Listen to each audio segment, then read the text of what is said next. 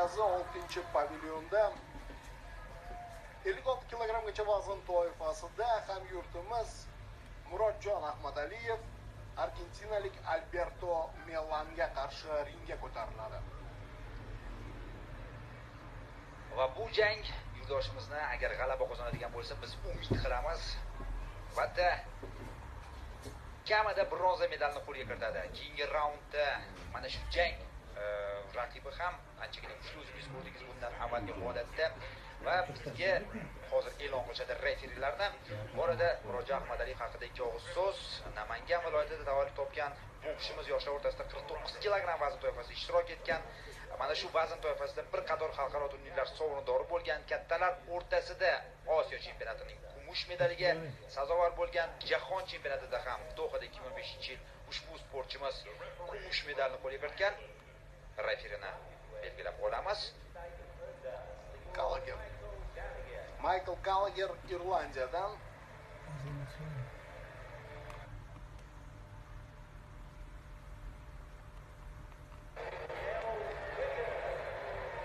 Qizil libosda harakat qiladi Alberto.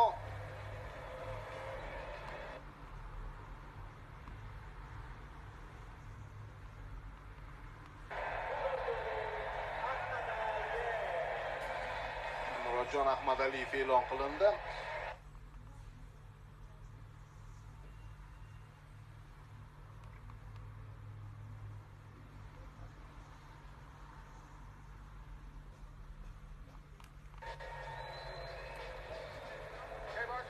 Argentinalik bokschi ham o'ziga yarasha mavqega ega.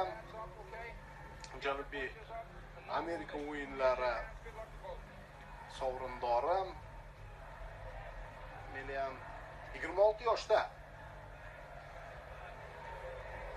O'ziga yarasha tajribaga ega. Birinchi raund boshlandi. Hamyurtimiz 21 yoshda. Endi bu yerda qandaydir jiddiy urg'u berish kerak emas. Tajriba har ikkalasida ham yetarli. Shoshmayapti Murodjon. Vaziyatni poylayapti. Hozir raqibning nimaga qodir ekanligini qaysidir ma'noda sinovdan o'tkazib ko'rishi mumkin. Ya'ni uning tezligi, masofani his qilishi.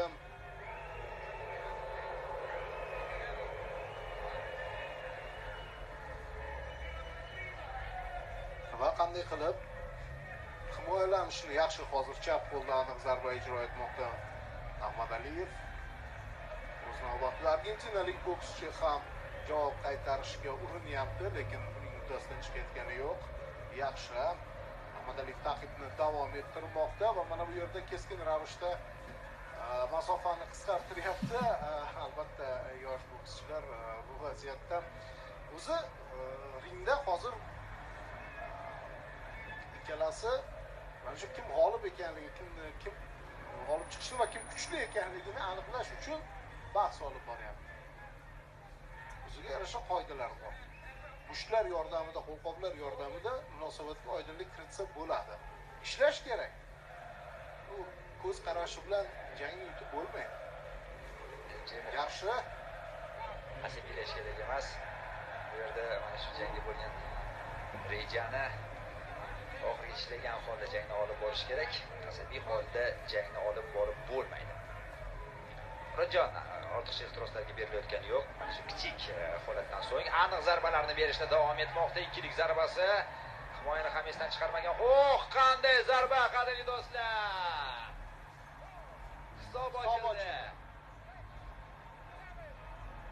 O'zi yaxshi ma'noda jahli chiqqan edi Murodjon Ahmadaliyevning va jazoladi hozir raqibini.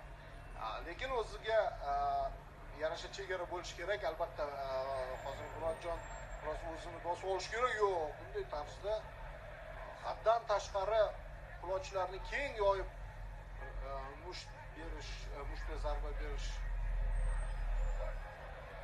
Tana qismiga kuchli zarba o'tkazib yubordi. Hozir hisob yana ochilyapti. Garchi argentinalik bokschi bu yerda hech narsa Bo'ldi, jang tugadi. bildirsa-da, lekin aslida u imkoniyatni boy berib bo'lgan edi. Qadrli do'stlar, mana bu Olimpiadadagi eng tezkor g'alabalardan biri. Ajoyib g'alaba. Murodjon Ahmadaliyev birinchi raundning o'zidayoq, menimcha birinchi raundning yarim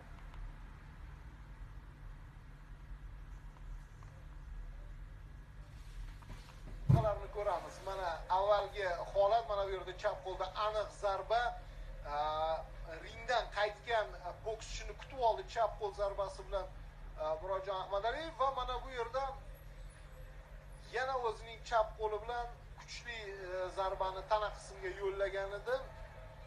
Qarama qarshi qanday zarba? Qarang, bu yerda raqibning o'zi kutib oldi Murodjonning mushtini va natijada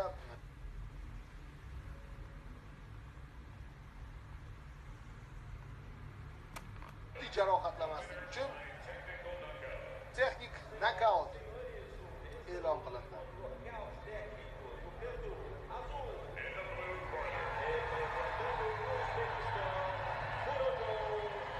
Va butun 6-pavilyondagi barcha muxlislar mana shu g'alabani olqishlab